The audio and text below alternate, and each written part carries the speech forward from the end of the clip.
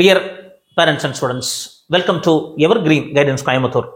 Tamil Nadu MBBS BDS counselling ப்ராசஸ்ல round 3 result release ஆனதுக்கு அப்புறம் நிறைய மாற்றங்கள்.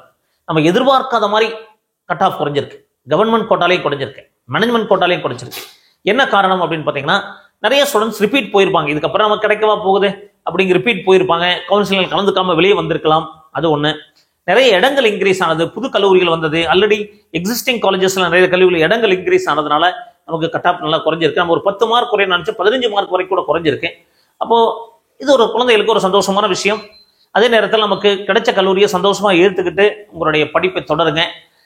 உங்களுடைய மருத்துவ படிப்பை நல்ல முறையில் முடிச்சு நல்ல ஒரு மருத்துவர் ஆவதற்கும், மேற்கொண்டு நீங்க நல்ல போஸ்ட் கிராஜுவேட் படிச்சு நல்ல மருத்துவர் ஆகிறதுக்கு எங்க சேனல் சார்பாக மனமார்ந்த வாழ்த்துக்கள். என்னென்ன கேட்டகரிக்கு, அது பிரைவேட் யூனிவர்சிட்டி பொறுத்த வரைக்கும் என்னென்ன கேட்டகரிக்கு என்னென்ன ரேங்க்ல க்ளோஸ் ஆச்சு, என்ன மார்க்ல க்ளோஸ் ஆச்சு. பிரைவேட் யூனிவர்சிட்டி வந்து ஃபீஸ் அதிகம், 13 லட்சம் 17 லட்சம் அப்படிங்கிறத நீங்க தெரிஞ்சிருப்பீங்க. ஸோ அதுக்கு தகுந்த மாதிரி நீங்க பிளான் பண்ணிக்கணும். 5 வருஷம் ஃபீஸ் கட்டுற மாதிரி இருக்கும். அப்போ பிரைவேட் யூனிவர்சிட்டி பொறுத்த வரைக்கும் ஜெனரல் கேட்டகரிக்கு ஒரு 5 மார்க் வரைக்கும் குறைஞ்சிருக்கு. 7185 7185 ரேங்க்ல க்ளோஸ் ஆச்சுங்க. 468 மார்க். கன்னியாகுமரி மெடிக்கல் மிஷன், இது லாஸ்ட் இயர் ஆரம்பிச்ச கல்லூரி. அதே மாதிரி பிசிஏ பொறுத்த வரைக்கும் 8501 மார்க்ல 8501 ரேங்க்ல க்ளோஸ் ஆச்சு. General rank 4677 456. Takshashila medical college, புது காலேஜ் மெடிக்கல் காலேஜில் கிடைச்சிருக்கு. ஸோ அது இன்ஃப்ராஸ்ட்ரக்சர்லாம் சுமாராக தான் இருக்கும். பட் இருந்தாலும் நம்ம அக்செப்ட் பண்ணி படிச்சு தான் ஆகணும். ஸோ பிசிஎம் பொறுத்த வரைக்கும் 8251449 அப்படிங்கிற கம்யூனிட்டி ரேங்க் 458 முடிஞ்சிருக்கு. தக்ஷசீலா மெடிக்கல் காலேஜில் கிடைச்சிருக்கு. எம்பிசியை பொறுத்த வரைக்கும் 8992 ரேங்க் 2535 2535 ரேங்க்ல முடிஞ்சிருக்கு. 452 தக்ஷசீலா மெடிக்கல் காலேஜில் தான் கிடைச்சிருக்கு.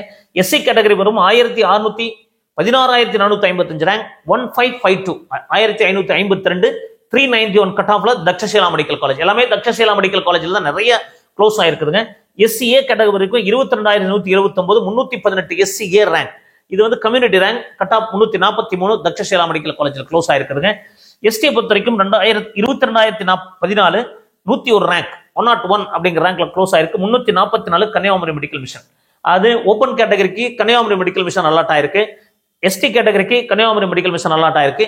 மீதி கேட்டகரிக்கு எல்லாமே தக்ஷசீலா மெடிக்கல் காலேஜ். இது புது பிரைவேட் யூனிவர்சிட்டி. ஃபீஸ் என்னங்கிறது போனாதான் தெரியும்.